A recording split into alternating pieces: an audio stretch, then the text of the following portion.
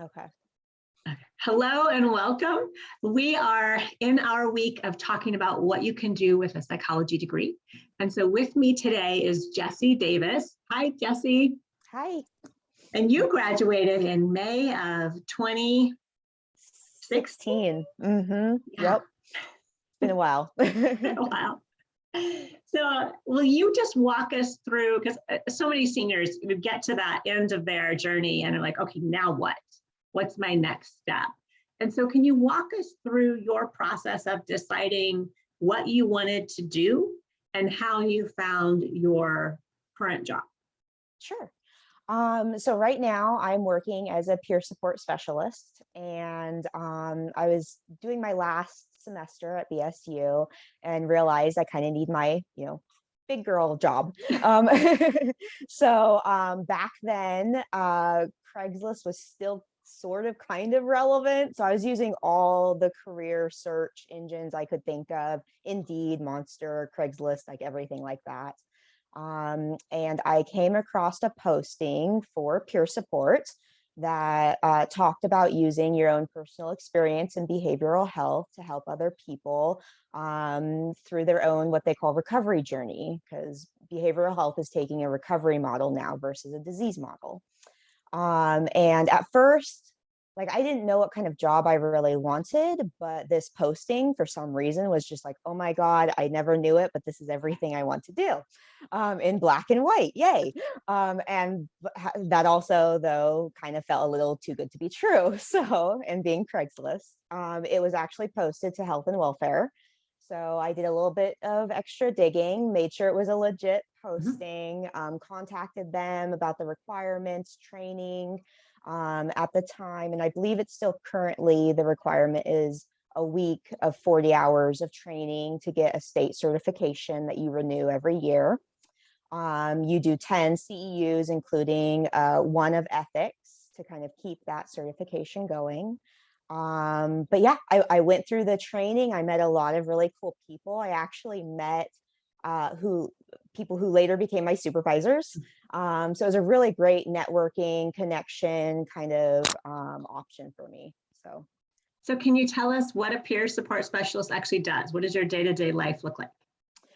Day-to-day life as a peer support specialist, I would more call it like meeting by meeting, because it really is dependent on who you're meeting with at that moment. One person might need to vent about something that happened to them, recently, in order to be able to focus on what they want to do for the day.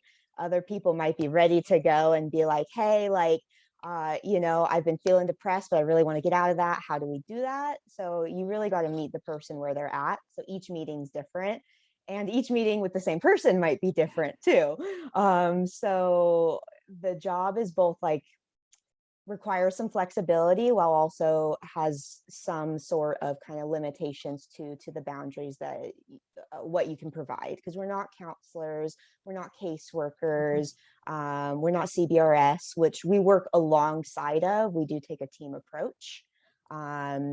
If someone's needing to be connected to like a food bank, things like that, we can give them the resources for that and then direct them towards a case manager. Our big thing is role modeling. The terminology I use is like, on a really rough day when things are going on for you, how do you keep moving through? How do you keep going to school or going to work or raising your kids? How do you keep going? And how do you keep working towards that life that you kind of picture in your head? So, yeah. So where do your clients come from? So you work for an agency, and I the do. clients come through the agency, and you're an employee of that agency?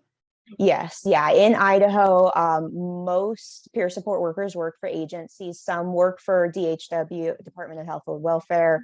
I actually just received a posting from Optum, which is one of the the insurance companies that help fund the program. So they're looking for peer workers who work kind of what they're calling as a bridge between services and people looking for services. So you would kind of help connect people that way. How do you feel like your psychology background prepared you for this job? Well, there's a big emphasis on personal experience, but the psychology classes really helped open my perspective to other experiences, both whether it's in the job, we try to steer away from symptomology. However, understanding what people can go through when you haven't gone through it is really helpful. Understanding that, you can meet with 5 different people that have depression, but each person may have different experiences of depression. Right.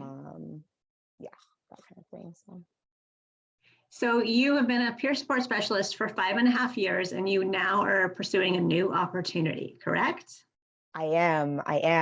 I've kind of reached that point where I feel like I'm ready to continue growing career-wise and educational-wise, and got back on Indeed, started searching up opportunities, and I kind of fell into finding, for me specifically, it was health coaching, but the field of coaching in general seems to be exploding right now.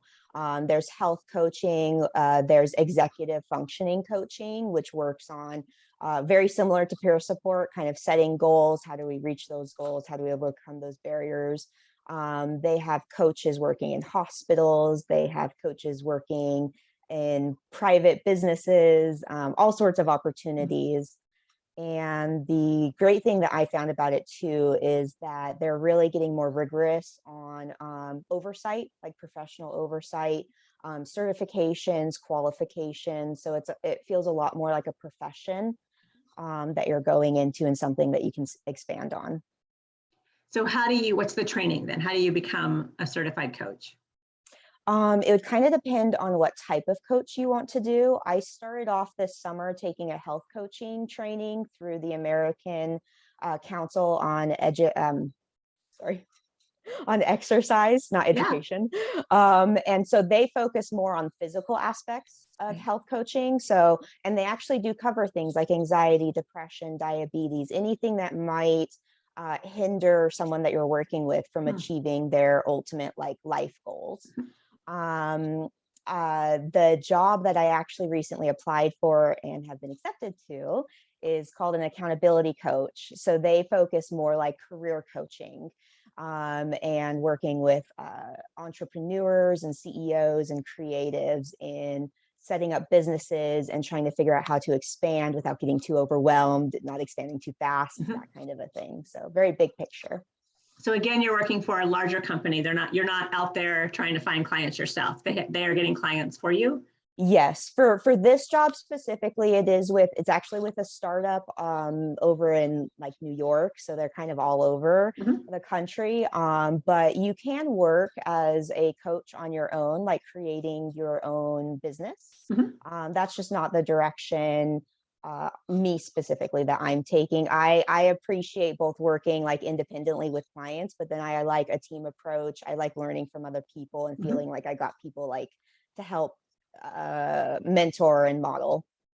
So did you have to get the coaching certificate before you got the job, or did you apply for the job and then you did your training to get what you needed to be certified? For this job, they provide their own training within the company. For the health coaching, you do have to go through a training through either ACE or the national, I forget the acronym, but it's a national certification that you have to go through. And you have to reapply every 2 years for that certification with CEUs as well. Okay. So it really is dependent on your long-term goal and the path that you want to take. Do you want to work in health, like in hospitals? Do you want to work mental health? There's executive functioning coaching. Do you want to work with adults or kids? Like you really kind of have to figure out your population and what your focus that you want to do.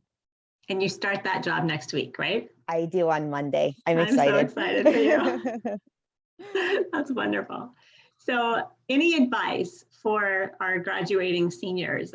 You were there 6-ish years ago. I was. And advice. I was trying to think of what would I tell myself 6 years ago. I know where I was at was I had this kind of combination between I knew I wanted to do something with behavioral health and something that helped me focus on psychology concepts, but I didn't know what that would look like. So it was like a combination between knowing what I want and being open to what's available. I think that's what I tell myself, because that's still what I did, 2 months ago when I was looking for a new job. So how long, and this is 6 years ago, so you may not remember, how long did it take for combing through job ads on Indeed and Craigslist and Monster and all that for you to find that job? Do you feel like it took a lot of time, or did you luck out? I feel like it was longer than I wanted it to be, but I also I felt like I lucked out. I felt like because I went into the job search open to what's available, that I had more opportunities rather than looking for something incredibly narrow. So I was open to the possibilities that were out there. Yeah. The same thing happened with this experience too, is I just decided, I'm interested in continuing learning and growing professionally. So what's available to me now, and what would I like in those jobs?